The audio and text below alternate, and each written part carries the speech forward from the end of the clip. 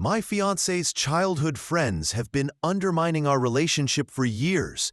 Recently, they came to my house accusing me of emotionally manipulating her through family heirloom jewelry gifts.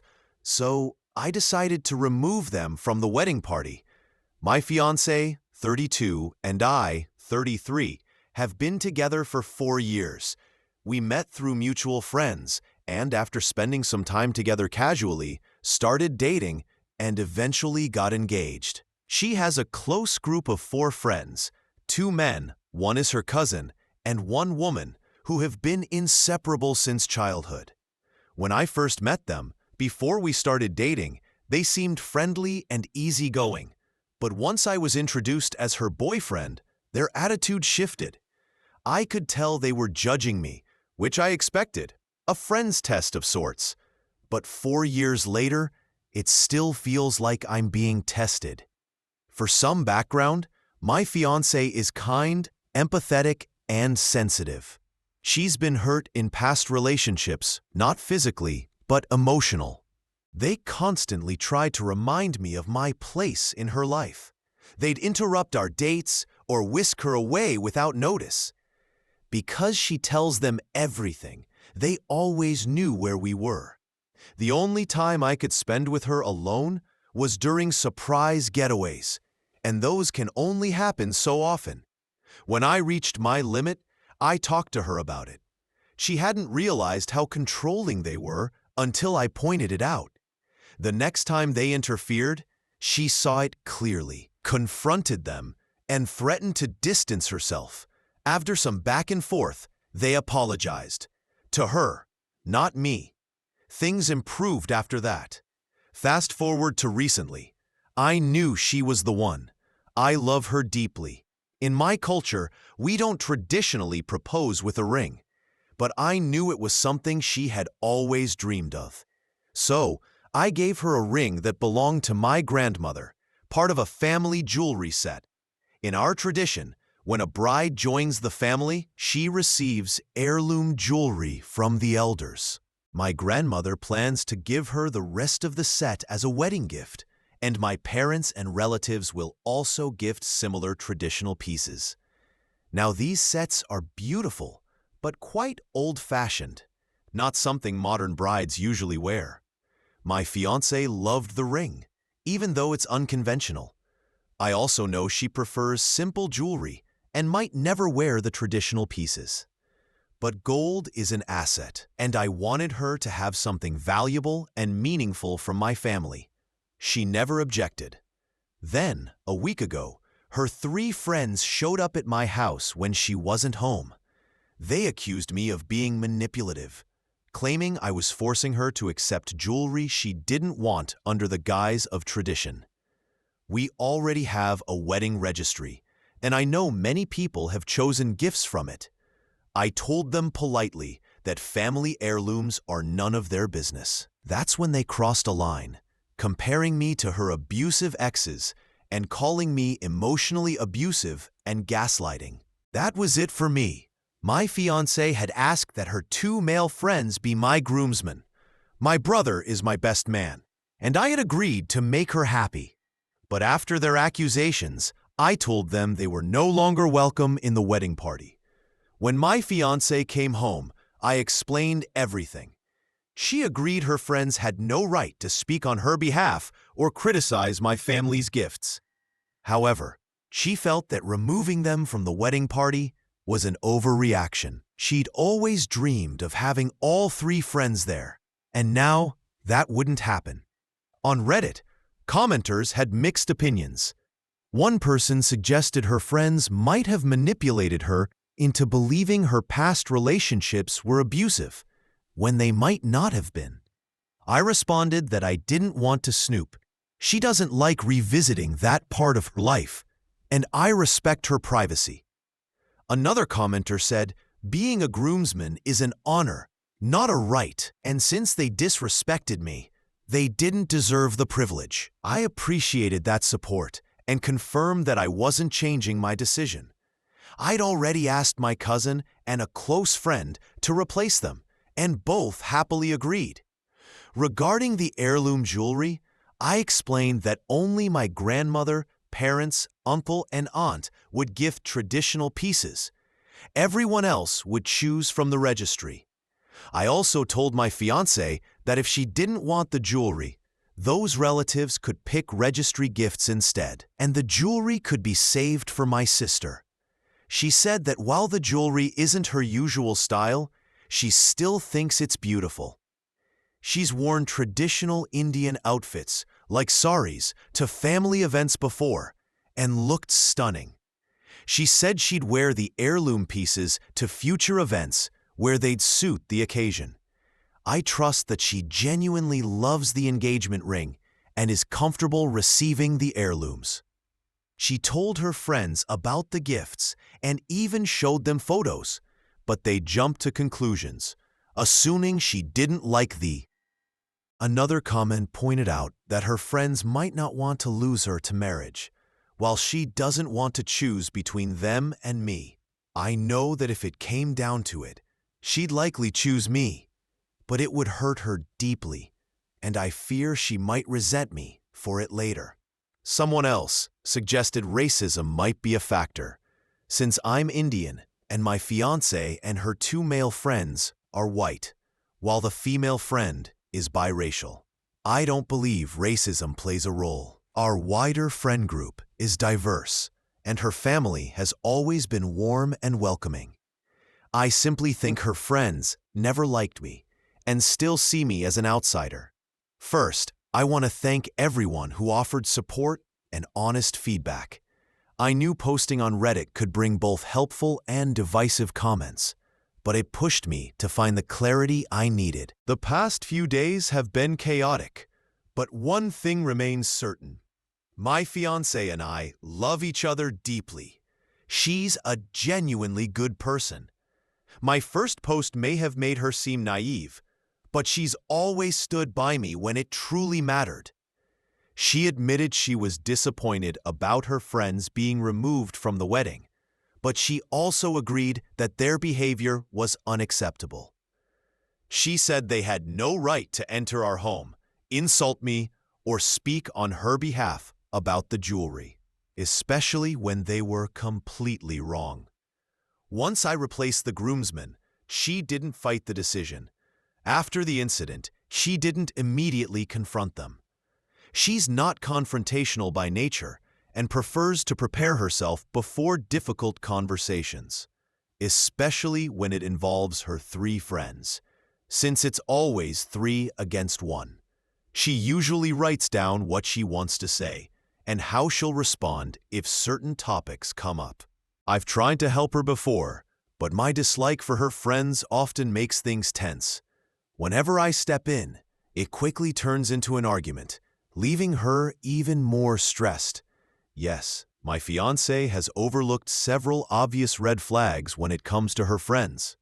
But missing warning signs doesn't make someone a bad person. From her perspective, these people have always been the foundation of her social life. They've been around since childhood, and she has always viewed them as loyal, protective, and supportive. When you've known someone that long, it's incredibly hard to recognize when that bond becomes unhealthy. From an outsider's view, it might look like she was deliberately ignoring reality or refusing to see the truth. But when you're living inside that bubble, clarity doesn't come easily. I mentioned this in a comment on my earlier post, but since many people kept asking the same questions, I'll restate it here. We've had open discussions about the wedding gifts before. She even told me that she had shown her friends photos of the jewelry and discussed the gifts with them.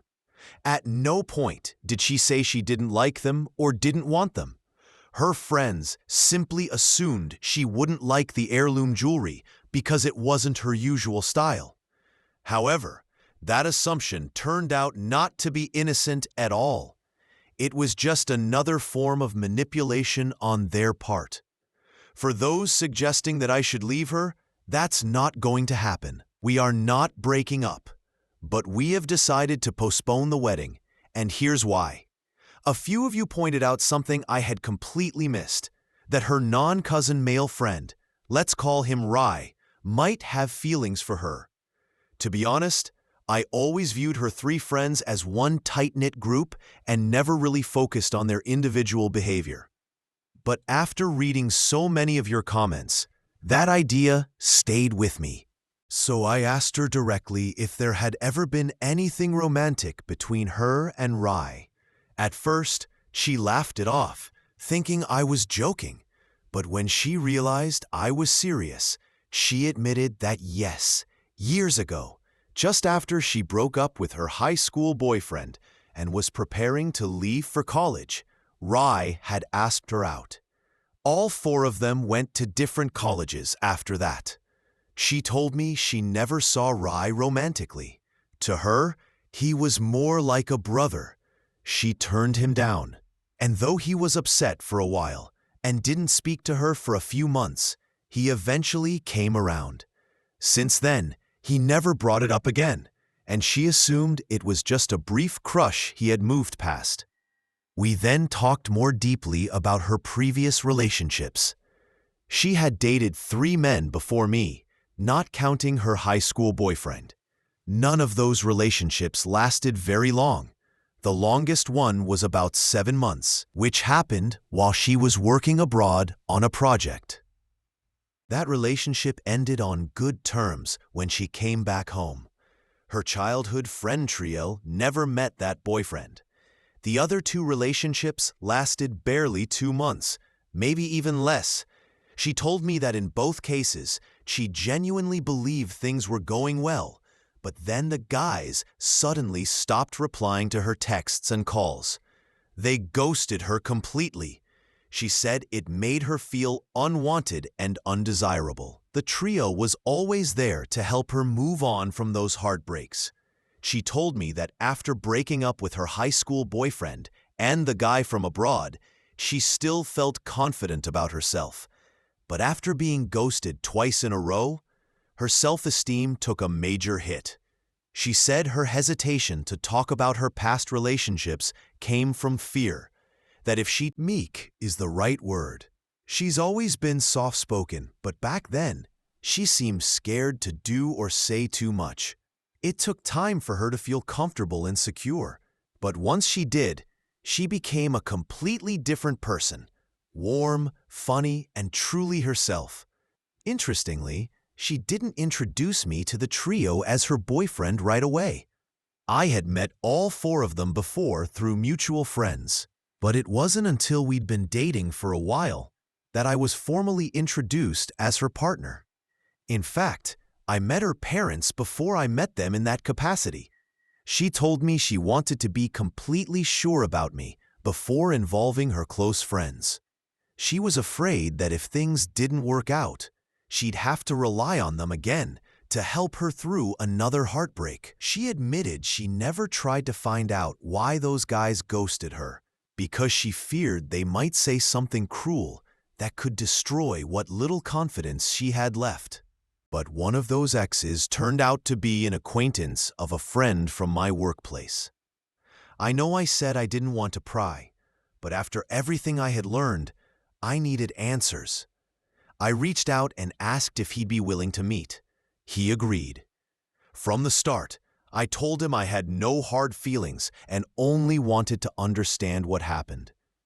What he told me was shocking. He said he genuinely liked my girlfriend and thought their relationship had potential, but he pulled away after hearing she had schizophrenia. He claimed he wasn't ready to take on the responsibility of being with someone with such a condition. His exact words were, "a lunatic." I was stunned. My girlfriend does not have schizophrenia. We've been together for 4 years and living together for nearly 2. If she had such a condition, I would know. He said her friends, the trio, were the ones who told him. He even praised them, saying they were good people for warning him before things got serious. They allegedly advised him to ghost her quietly instead of ending things in person, claiming she might do something crazy or harm herself. He said he felt she had deceived him by hiding such a serious illness and warned me to stay away from her.